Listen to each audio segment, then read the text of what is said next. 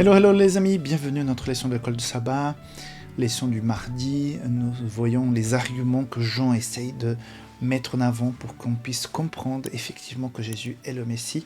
Donc nous avons vu ses miracles, nous avons vu l'importance de l'Ancien Testament, et aujourd'hui nous allons voir un peu l'importance des prophéties de l'Ancien Testament qui attestent effectivement de la venue, que Jésus est donc le Messie incarné. Avant cela, je voudrais t'inviter, si jamais tu passes par un moment difficile, de partager avec nous tes demandes de prière. Il y a un formulaire en bas de cette vidéo.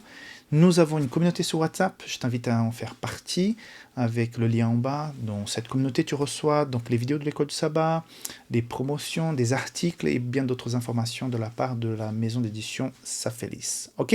Passons donc à la leçon d'aujourd'hui. Comme je dis en introduction, la leçon d'aujourd'hui met l'accent sur les nombreuses prophéties dans l'Ancien Testament qui donnaient des signes de comment et de qui viendrait et comment il viendrait, des choses qui allaient se passer par rapport à son ministère et même par rapport à sa mise à mort concernant Jésus. Donc la leçon, si tu regardes à partir de la deuxième moitié de la leçon, tu as donc Jean 1, 23, Jean 2, 16, Jean 7, 38, Jean 19, 36. La dernière, c'est par rapport que les os de Jésus n'allaient pas être cassés. L'autre parle de l'eau de vie, que Jésus serait l'eau de vie. Donc il y a toujours un verset de l'Ancien Testament qui fait connexion avec ça. Après, Jean 1, 23 parle de ministère de Jean-Baptiste. Et Jean 2,16, j'ai oublié, qui parle sur, le fait de la purification du temple, que les vendeurs étaient en train de faire du temple une maison de négoce. Voilà donc les quelques versets qu'on peut faire cette connexion. Qu'est-ce qu'on apprend de ça ? Ce n'est pas seulement Jean qui le fait, les autres évangiles, tout le Nouveau Testament est régulièrement en train de faire une connexion. Et donc la chose la plus importante ici, c'est de dire l'Ancien Testament n'est pas moins important que le Nouveau Testament. On dit ancien, on a l'impression que c'est vieux, que c'est ringard, que c'est dépassé. C'est avant Jésus, le Testament avant Jésus, le Testament après Jésus, on pourrait dire ça. On a ce titre de nouveau et ancien, mais c'est avant Jésus et après Jésus. Or, il n'y aurait pas eu de après Jésus sans avant Jésus. Donc l'Ancien Testament est aussi important que le Nouveau Testament dans la prédication de l'Évangile. C'est vrai que le Nouveau Testament, parfois, pour nous aujourd'hui, il est peut-être plus simple, des messages plus directs, plus simples, puisqu'ils ont été écrits il y a 2000 ans en arrière, quoi. C'est beaucoup plus récent. Donc c'est normal que ça nous touche davantage.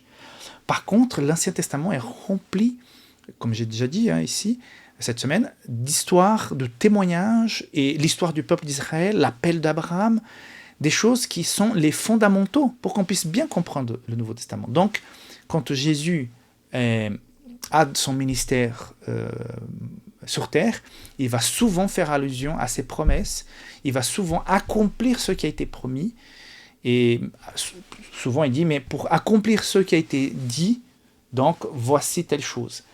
Même sur le fait que Jésus allait être trahi. Donc Jean a cette inquiétude de dire, voilà, l'Ancien Testament est important.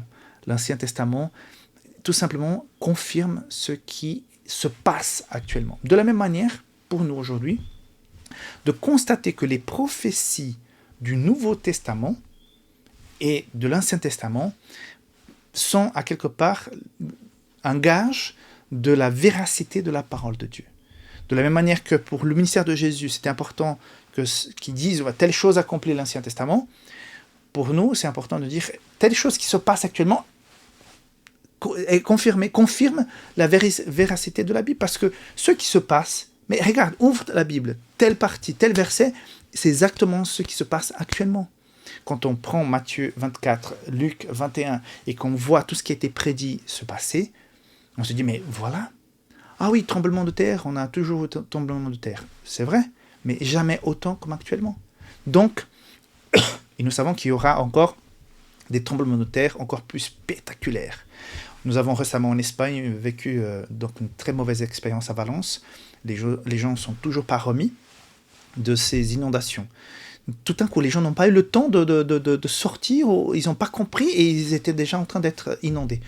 Donc, des choses incroyables, invraisemblables comme celle-ci vont arriver de plus en plus. Et c'est écrit dans la Bible. Donc, l'Ancien Testament est aussi pour nous aujourd'hui une source de réconfort, de confirmation que tout le message de la parole de Dieu est important. L'Ancien et Nouveau Testament. Ok ? Bye bye.